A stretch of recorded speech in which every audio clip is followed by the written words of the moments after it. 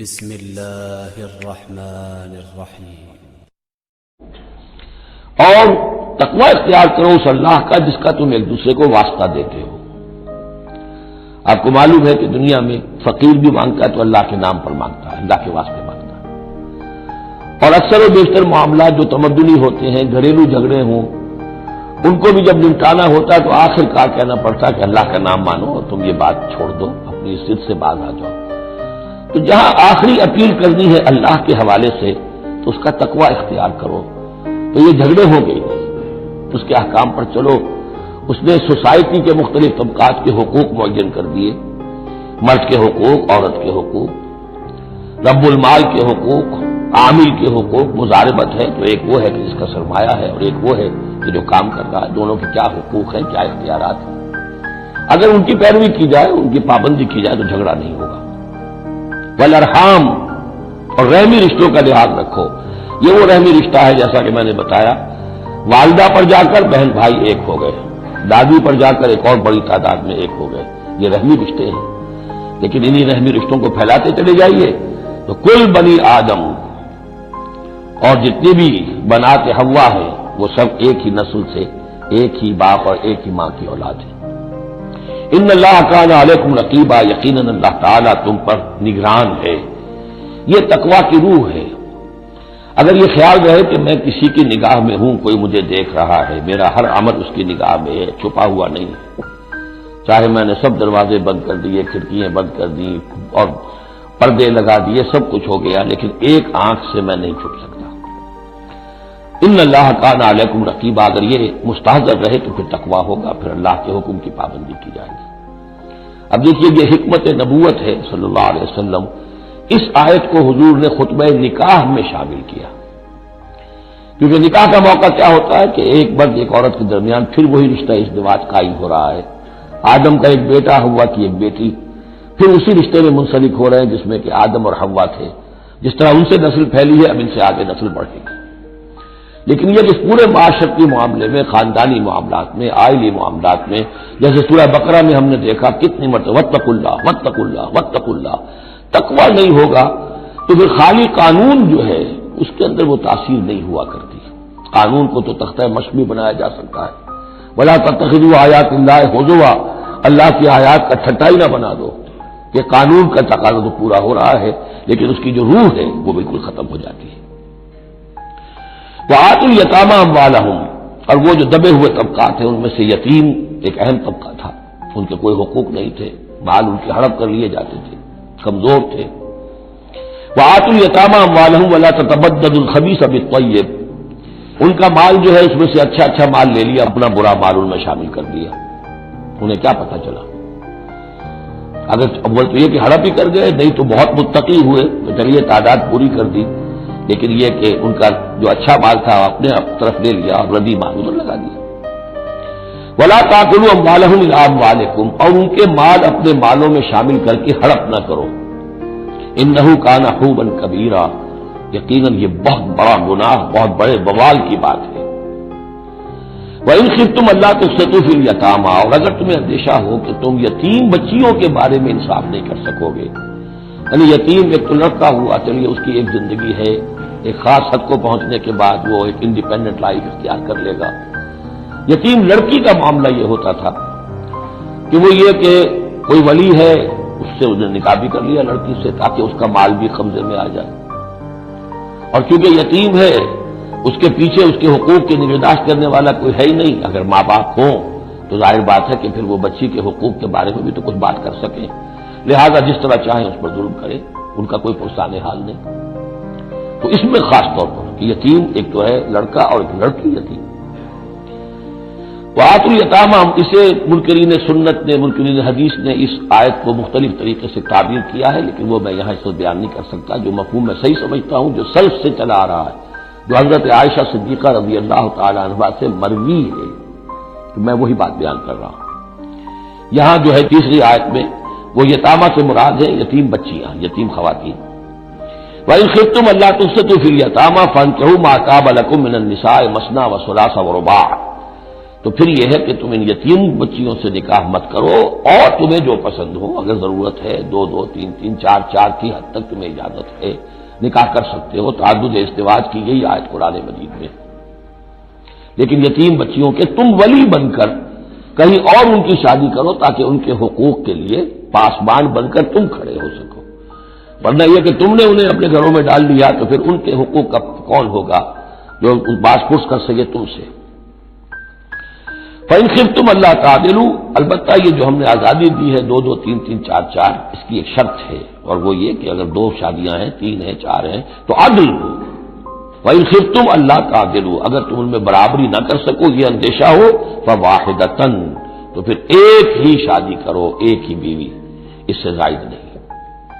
او ما ملکت ایمانکم، دوسرا کھاتا یہ ہے، یا جو تمہاری ملک یمین ہو، جو لونڈیاں ہوں، جو جنگوں میں غزوات میں جو بھی آتی تھی، وہ ایک علیحدہ معاملہ ہے، ان کی تعداد کے اوپر کوئی تعین نہیں ہے، لیکن پھر شادی ایک ہوگی۔ اگرچہ اس میں آگے چل کر بات آ جائے گی کہ اس انصاف میں قلبی رجحان اور میلان شامل نہیں ہے، جو چیز گنتی کی ہو سکتی ہے، ٹائم کتنا گزار رہے ہو، کس بیوی کے پاس کتنا، سب اس میں مساوات ہونی چاہیے، نان نفقہ کیا دے رہے ہو، کپڑے کیسے دے رہے ہو، ان تمام چیزوں میں جو کاؤنٹ ہو سکتی ہیں، جو مادی چیزیں ہیں، جو دیکھی بھالی جا سکتی ہیں، اس میں انصاف اور عدل لازم ہے۔ البتہ دلی رجحان اور میلان جس پر کہ انسان کو قابو نہیں ہوتا، اس میں گرفت نہیں ہے۔ ذالک ادنیٰ اللہ تعولوا، یہ اس سے قریب تر ہے کہ تم ایک ہی طرف کو نہ جھک پڑو، ایک ہی بس بیوی کی طرف سارا میلان ہے، رجحان ہے، اور جیسا کہ آگے آئے گا کہ دوسری جو ہے یا دوسری جو ہیں وہ معلق ہو کر رہ گئی ہیں کہ نہ وہ شوہروں والی ہیں اور نہ وہ آزاد ہیں کہ کہیں اور نکاح کریں۔ وَآتُوا النِّسَاءَ صَدُقَاتِهِنَّ نِحْلًا، اور عورتوں کو ان کے مہر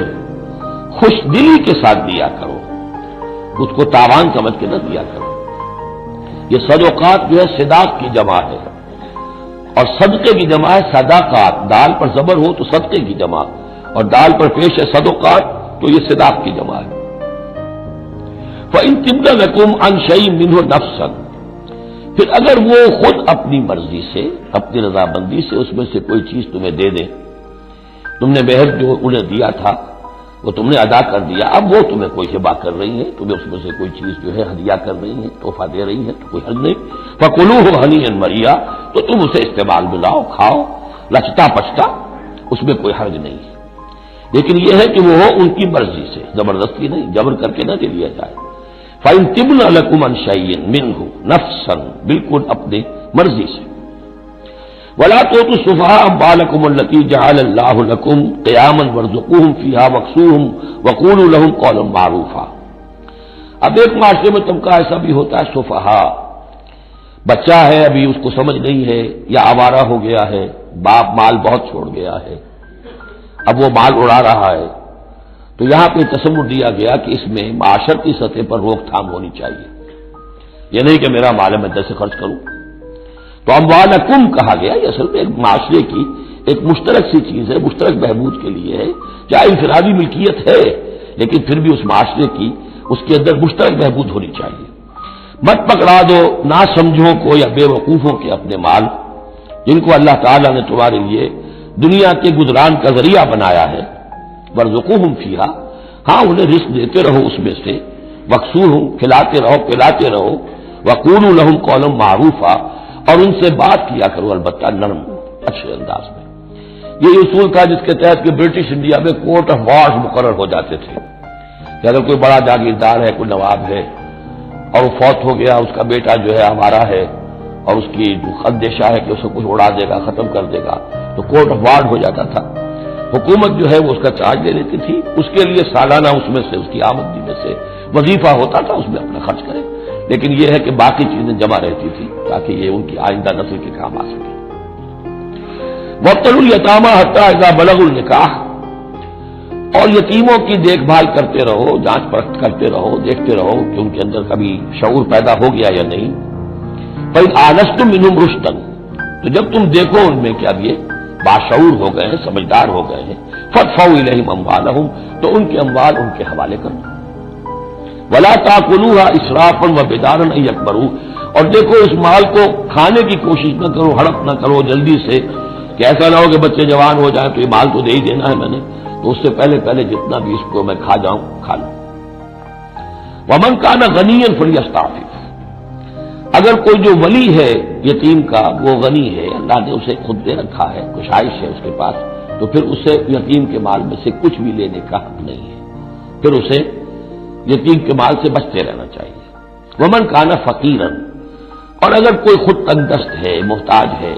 اب ظاہر بات ہے وہ یتیم کی کچھ نگہداشت بھی کر رہا ہے، اس کا کچھ وقت بھی اس پہ صرف ہو رہا ہے، تو فلیأکل بالمعروف، تو معروف طریقے سے بھلے انداز میں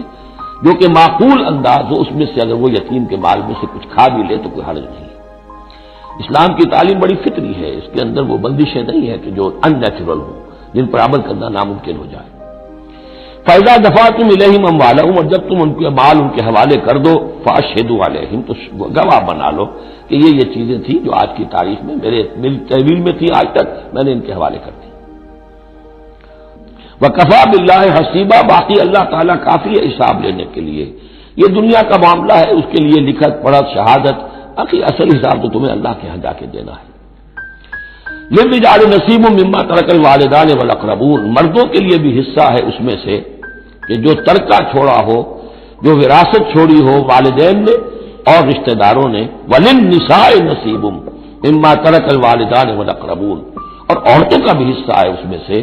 جو والدین کی وراثت ہے، جو انہوں نے ترک کیا ہے، ان کا ترکہ ہے، اور رشتہ داروں کا۔ یہاں پہلی مرتبہ اب عورت کو وراثت کا حق دیا جاتا ہے، ورنہ عرب کے معاشرے میں عورت کا کوئی حق وراثت نہیں تھا۔ یہاں پہ فرمایا گیا کہ مما قل منہ او کثر، چاہے وہ وراثت تھوڑی ہو چاہے زیادہ ہو، قانون جو ہے اللہ کا اس کو اس کے اوپر پورے طور سے نافذ ہونا چاہیے۔ نصیبا مفروضہ، اور یہ حصہ ہے اللہ کی طرف سے فرض کیا گیا۔ اب میں آپ کو نوٹ کراؤں گا کتنی مرتبہ یہ تاکید ہو رہی ہے اس قانون وراثت کی، اور آپ اگر ساتھ ہی دیکھتے رہیں کہ کتنی دھجیاں اس کی بکھرتی ہیں ہمارے معاشرے کے اندر، کوئی ان کا لحاظ نہیں۔ اور بڑا جو ہمارا خاص طور پر ایک علاقہ ہے کہ جہاں ویسے نماز روزہ بہت ہوتا ہے، تو بیٹیوں کو کوئی وراثت میں کوئی حصہ دینے کے لیے وہ کسی صورت تیار نہیں ہوتے۔ شریعت کی کچھ چیزیں جو ہیں وہ بہت اہم ہیں، اور شریعت کی یہ چیزیں جو ہیں کس قدر تاکید کے ساتھ آ رہی ہیں، یہ کہتے ہیں یہ رواج کے تحت ہوگا۔ وَإِذَا حَضَرَ الْقِسْمَةَ أُولُو الْقُرْبَىٰ، اور جب وراثت کی ترکے کی تقسیم ہو رہی ہو تو اب اگر وہاں کچھ قرابت دار بھی آ جائیں، والیتامى، یتیم بھی آ جائیں، والمساکین، کچھ محتاج بھی آ جائیں، فَارْزُقُوهُم مِّنْهُ وَقُولُوا لَهُمْ قَوْلًا مَّعْرُوفًا، تو انہیں بھی کچھ دلا دو اس میں سے، کیونکہ اس وقت دیکھ رہے ہیں تقسیم ہو رہی ہے، وہ بالکل محتاج ہیں، تو احساس محرومیت جو ہے اس کو کسی نہ کسی درجے میں جو بھی اس کے اندر کچھ بداوا ہو سکتا ہو کرو۔ وَقُولُوا لَهُمْ قَوْلًا مَّعْرُوفًا، ان سے بات کرو تو بڑے اچھے انداز میں، جھڑکو نہیں کہ ہماری وراثت تقسیم ہو رہی، تم کون آ گئے یہاں پہ۔ وَلْيَخْشَ الَّذِينَ لَوْ تَرَكُوا مِنْ خَلْفِهِمْ، ڈرتے رہنا چاہیے ان لوگوں کو کہ اگر انہوں نے بھی چھوڑے ہوتے اپنے پیچھے ذُرِّيَّةً ضِعَافًا، چھوٹے بچے، اپنی نسل چھوڑ کر اگر وہ گئے ہوتے اور یتیم بچے ہوتے ان کے، خافوا علیہم، تو کیسے کیسے اندیشے ہونے ہوتے اپنے ان بچوں کے بارے میں۔ فلیتقوا اللہ، تو انہیں چاہیے کہ اللہ کا تقوی اختیار کریں کہ یہ یتیم جو اس وقت آ گئے یہ بھی کسی کے بچے ہیں، کوئی ان کا بھی باپ تھا، ان کے سر پر ہاتھ رکھو۔ ولیقولوا قولا سدیدا، اور بڑی صاف اور ستھری اور صحیح اور حق پر مبنی بات کرو۔ ان الذین یاکلون اموال الیتامی ظلما، یقیناً وہ لوگ کہ جو یتیموں کا مال ہڑپ کرتے ہیں ناحق، انما یاکلون فی بطونہم نارا، وہ اپنے پیٹوں میں بھر رہے ہیں آگ، وسیصلون سعیرا، اندر کی آگ کو اپنے پیٹوں میں ڈال رہے ہیں اور سموچے وہ خود آگ میں ڈال دیے جائیں گے۔ تو گویا کہ ایک آگ ان کے اندر ہوگی اور ایک جہنم کی آگ ان کے باہر ہوگی۔ یہ 10 آیتیں بڑی جامع ہیں، اور جس طریقے سے کہ سوسائٹی کے جو پسماندہ طبقات تھے ایک ایک کا خیال کر کے جس باریک بینی سے حکمت کے ساتھ احکام دیے جا رہے ہیں۔ اب اس کے بعد جو رکوع ہے یہ بڑا مختصر ہے، آیتیں 4 ہیں لیکن ایک قیامت مضمر ہے ان میں، یہ اعجاز ہے۔ 4 آیتوں کے اندر اسلام کا پورا قانون وراثت جس پہ پوری جلدیں لکھی گئی ہیں، جامعیت کی انتہا ہے۔ یوصیکم اللہ فی اولادکم، اللہ تعالیٰ تمہیں وصیت کرتا ہے تمہاری اولاد کے بارے میں، للذکر مثل حظ الانثیین، لڑکے کے لیے حصہ ہے 2 لڑکیوں کے برابر۔ فإن کن نساء فوق اثنتین فلہن ثلث ما ترک، اور اگر صرف بیٹیاں ہی بیٹیاں ہوں اور 2 یا 2 سے زائد ہوں تو ان کو 2/3 میں حصہ ملے گا. وَإِنْ كَانَتْ وَاحِدَةً فَلَهَا النِّصْفُ، اور اگر ایک ہی بیٹی ہے تو اسے آدھا ملے گا. ظاہر بات ہے بیٹا ایک ہی وارث ہوگا تو پورے کا وارث ہو جائے گا.